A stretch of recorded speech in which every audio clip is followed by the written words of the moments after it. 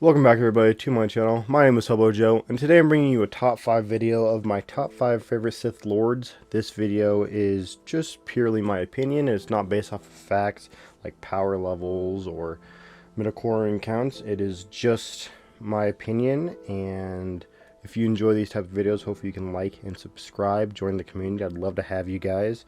I'd love to grow out my channel as a Star Wars YouTuber, but really based around Star Wars gaming and just gaming in general, also centered around God. But without further ado, let's get into this, starting off with number 5, which is Darth Sion, Lord of Pain. He fought in Exar Kun's Sith Empire until he was killed, but by calling and channeling on his pain, he rose again, a dead and decaying body with a conscience of his former self, at the cost of immense pain. He's become immortal as long as he can fuel his hatred, and it's so fascinating that Sion found a way to achieve immortal life, and no matter how many times he's struck down, he rises again. He's a skilled fighter and a powerful force wielder.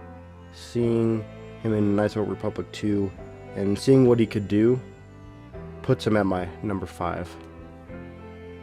Coming in at number 4 on my list is going to be Darth Tyrannus, otherwise known as Count Dooku, a Jedi Master who fell to the dark side and was the leader of the Confederacy of Independent Systems, also known as the Separatist Alliance. He was the second apprentice of Darth Sidious, also was the apprentice of Yoda before his fall to the dark side, and master to Qui-Gon. He was the most skilled duelist in the Order. And seeing how strategic and formal he was, and the way he talked trash but had the skill to back it up using, Form 3 Makashi, putting that doubt in your mind. And what really made me start liking him was in the Clone Wars when he fought Obi-Wan and Anakin, and seeing how strategic he really was. He put Obi-Wan on the offensive because Obi-Wan is a defensive fighter, and so he was playing against his weaknesses, and he put Anakin on the defense since Anakin is an offensive fighter. And just seeing his battle strategy just really was the reason why I started liking Darth Tyrannus or Count Dooku, and that's why he's my number 4 spot on this list. Coming in at number 3 is Darth Revan. He fought in the Mandalorian Wars as a Jedi, then fell to the dark side, and he established a Sith Empire after breaking free from the mind control of the Emperor at the time. Using the Starforge, he built an army and waged war against the Republic. Playing Knights of the Republic for the first time was a serious treat. It was amazing. And hearing about Darth Revan and his accomplishments, but also the power that he held, memorized me, and I just have a connection to him because those games are so good, and that's why I put him at my number 3 spot. Sitting at my number 2 spot, there's a huge jump between Revan and this one because I hold number 2 and number 1 to such high regard. It's leagues beyond any other character in Star Wars, and that's going to be Darth Vader, the Chosen One. Once apprenticed to Palpatine, a great Jedi exterminator with brooding and menacing figure and a cold dark voice, able to strike fear into all that he faces, and he shows no mercy, along with his brutish fighting style and masterful skill with the lightsaber. I've always loved Vader, from the way he moved, talked, and his presence just demands respect, dominance, hate, the suffering. All that he's gone through and all the trials he's faced, coming up victorious time and time again.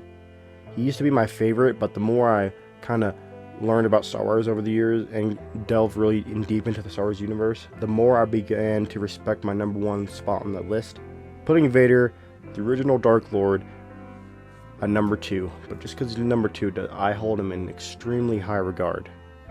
Before I reveal my number 1 spot, I'd like to mention some other Sith Lords. I'd like to give them an honorable mention because I do like multiple other Sith Lords. I like most of them, and there's certain select that didn't make this list but I considered because they're really cool. Starting with the Junta Paul, he was the first Sith Lord, the first Dark Lord of the Sith.